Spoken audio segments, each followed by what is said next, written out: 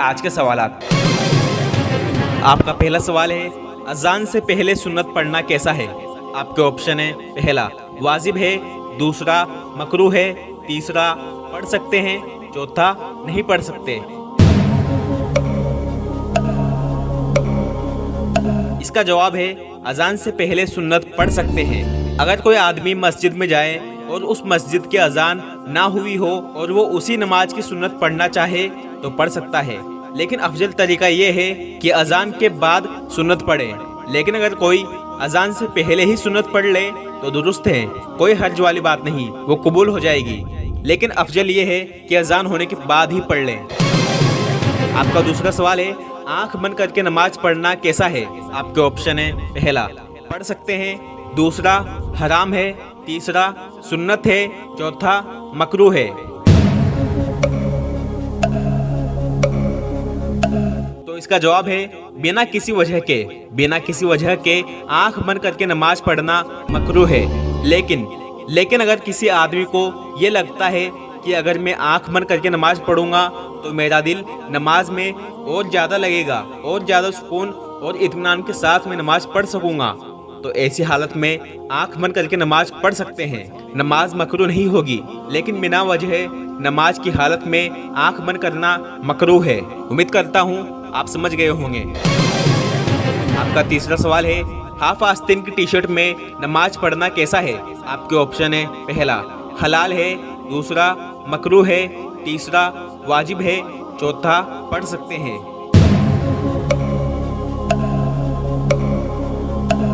इसका जवाब है, हाफ आस्तीन की टी शर्ट में नमाज पढ़ सकते हैं। इसको ध्यान से समझिए।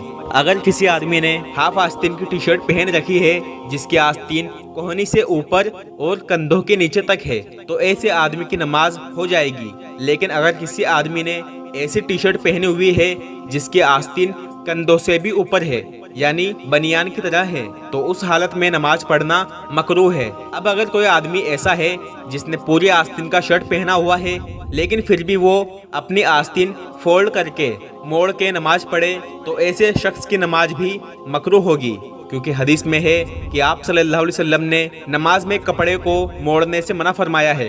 तो अगर आपने टी शर्ट पहनी हुई है जिसकी आस्तीन ने कंधों को ढक रखा है तो आपकी नमाज हो जाएगी। लेकिन बेहतर ये है कि आप पूरी आस्तीन का शर्ट पहनकर नमाज पढ़ें, क्योंकि जितना हया के साथ, जितना पर्दे के एहतमाम के साथ आप नमाज पढ़ेंगे उतना ही बेहतर होगा। आपका चौथा सवाल है, इशा की नमाज का वक्त कब तक होता है? आपके ऑप्शन है, पहला 12 बजे तक, दूसरा 1 बजे तक, तीसरा फजर से पहले तक, चौथा सूरज निकलने से पहले तक।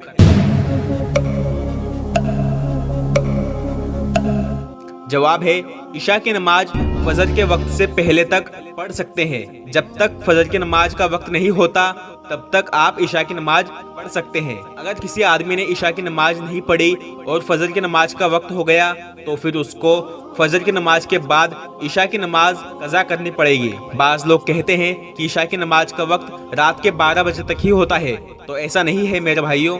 हदीस में बात यह है कि 12 बजे से पहले का जो वक्त होता है, यानी 11 या 11:30 बजे का वक्त इशा की नमाज का सबसे अफजल वक्त होता है। इशा की नमाज 12 बजे के करीब पढ़ना ज़्यादा अफजल है, लेकिन इशा की नमाज का वक्त फजर की नमाज के वक्त से पहले तक होता है। आपका पांचवा सवाल है, वुजू करने के बाद आईना देखना कैसा है? आपके ऑप्शन है, पहला गलत है, दूसरा वुजू टूट जाएगा, तीसरा वुजू नहीं टूटेगा, चौथा वुजू मकरूह हो जाएगा।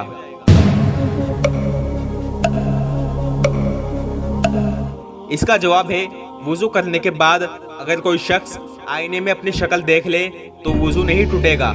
हमारे मुआशरे में ये बात फैली हुई है कि अगर कोई वुजू करके आईने में देख ले तो उसका वुजू टूट जाएगा, मकरूह हो जाएगा। लेकिन ऐसी कोई दलील मौजूद नहीं है, तो लिहाजा आईने में देखने से वुजू नहीं टूटेगा। इसके अलावा अगर किसी ने वुजू करके टीवी देख ली तो टीवी देखने से भी वुजू नहीं टूटता। इसके अलावा अगर किसी ने वुजू करके गलती से किसी को बिना कपड़ों के देख लिया तो उससे भी वुजू नहीं टूटेगा। लेकिन अगर किसी को बिना कपड़ों के देखने से पेशाब के रास्ते से कतरा निकल गया तो फिर वुजू टूट जाएगा और दोबारा वुजू करना पड़ेगा। और याद रखिए, जिसका वुजू टूट जाएगा तो फिर उसकी नमाज भी कबूल नहीं होगी, उसे दोबारा वुजू करके नमाज पढ़नी पड़ेगी। लिहाजा जितना हो सके वुजू का एहतराम करें। ऐसा अमल ना करें जिसके करने से आपका वुजू टूट जाए, क्योंकि अगर वुजू टूट गया तो फिर आपकी नमाज भी किसी काम की नहीं रहेगी। आपका छठा सवाल है, क्या नापाकी की हालत में मस्जिद में जा सकते हैं? आपके ऑप्शन है, पहला जा सकते हैं, दूसरा नहीं जा सकते। इसका जवाब है, नापाकी की हालत में मस्जिद में नहीं जा सकते, क्योंकि मस्जिद अल्लाह रब्बुल इज्जत का घर है। इसका जितना एहतराम करें कम है, इसलिए मस्जिद में एहतराम की वजह से कोई भी मर्द या औरत नापाकी की हालत में मस्जिद नहीं जा सकते। लिहाजा इस बात का ध्यान रखें कि अगर हम नापाक हैं तो गुस्ल करके पाक होकर ही मस्जिद में जाएं।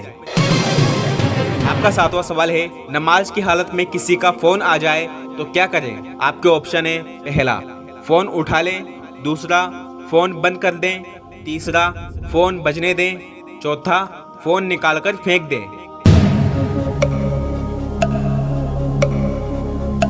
इसका सही जवाब है, अगर नमाज की हालत में किसी का फोन आ जाए तो आपको चाहिए कि एक हाथ से जेब में रखे हुए मोबाइल का बटन दबाकर उसे बंद कर दें। सबसे पहले तो ये बात ध्यान रखें कि हम नमाज पढ़ने के लिए मस्जिद जा रहे हैं, तो मस्जिद में दाखिल होने से पहले ही अपना मोबाइल बंद कर लें या साइलेंट मोड पर कर दें, ताकि आपका ध्यान भी नमाज में अच्छी तरह लगा रहे और आपके पास वाला भी डिस्टर्ब ना हो। लेकिन अगर कभी इत्तेफाक से आप मोबाइल बंद करना भूल जाएं और नमाज की हालत में किसी का फोन आ जाए तो आप अपने एक हाथ से जेब के ऊपर से या जेब के अंदर हाथ डालकर मोबाइल का बटन दबाकर मोबाइल को बंद कर सकते हैं। इससे आपकी नमाज नहीं टूटेगी।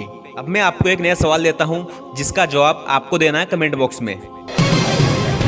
सवाल है, रात को झाड़ू लगाना कैसा है? आपके ऑप्शन है, पहला हराम है, दूसरा मकरूह है, तीसरा नहीं लगा सकते, चौथा लगा सकते हैं। तो आप बताइए इसका जवाब क्या है? इंशाल्लाह मैं उम्मीद करता हूँ आप सही जवाब देंगे। आपसे गुजारिश है कि आप इस चैनल को सब्सक्राइब कर लीजिए और बेल आइकन को प्रेस कर दीजिए। मेरा ऐसी वीडियो बनाने का मकसद सिर्फ ये है कि मैं आपको दीन की छोटी छोटी बातें बता सकूं। आपसे गुजारिश है कि इन छोटी छोटी इस्लाम की बातों को अपने दोस्तों के साथ शेयर किया कीजिए, क्योंकि ईमान की बात एक दूसरे को बताना सवाब जारिया है। इसका सवाब आपको मरने के बाद भी मिलता रहेगा।